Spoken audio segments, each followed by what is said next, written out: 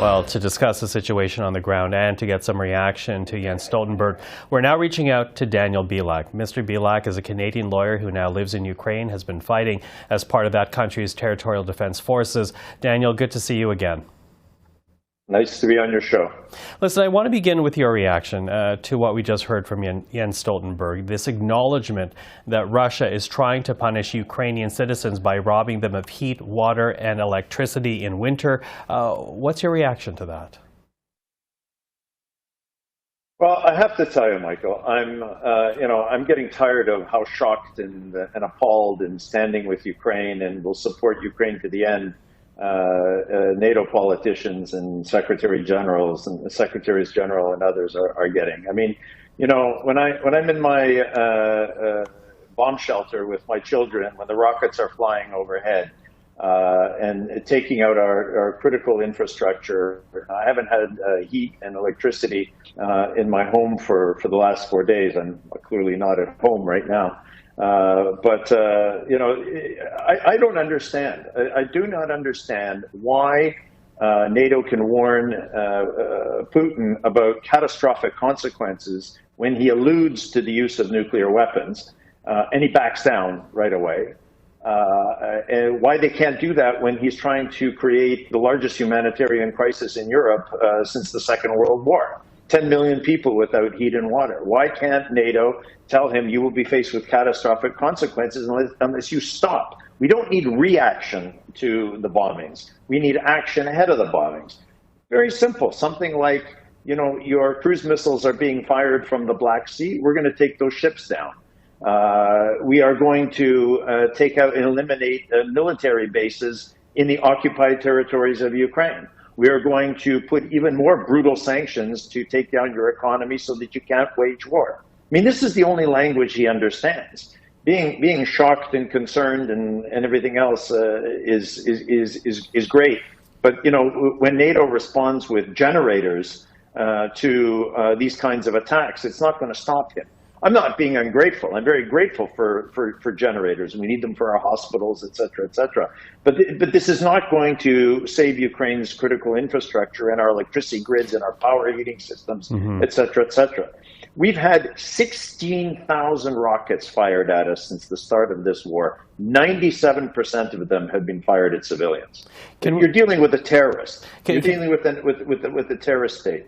Can I ask you to paint a picture for us, Daniel? You talk about your own family without heat and electricity for 4 days, but in general, right across the country, what are you hearing from the people you know or people who've reached out to you? What has this loss of infrastructure, this damaged infrastructure, meant for their daily lives?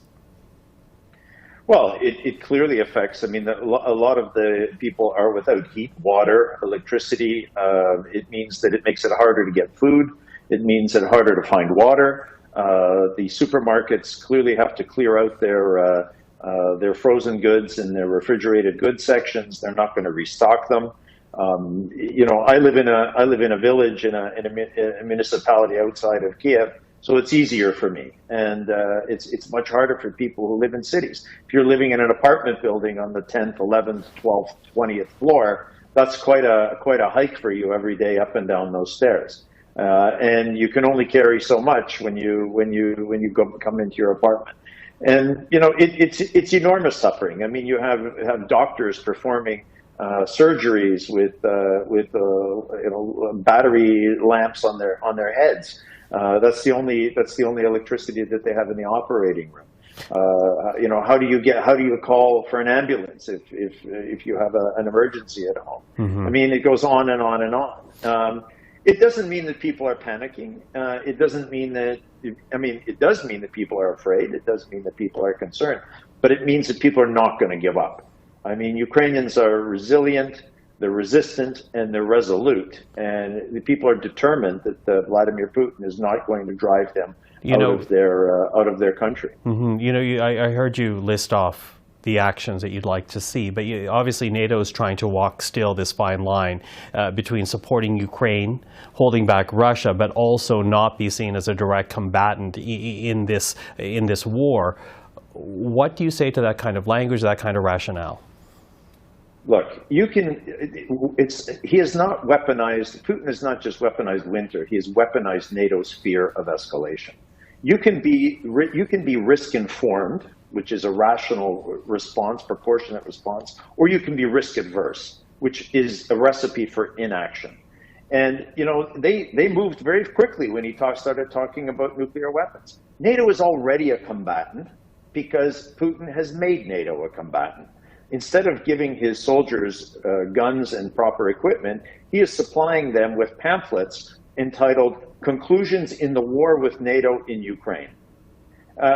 This is how he's selling the war in Russia right now. This is a war that he is waging with NATO.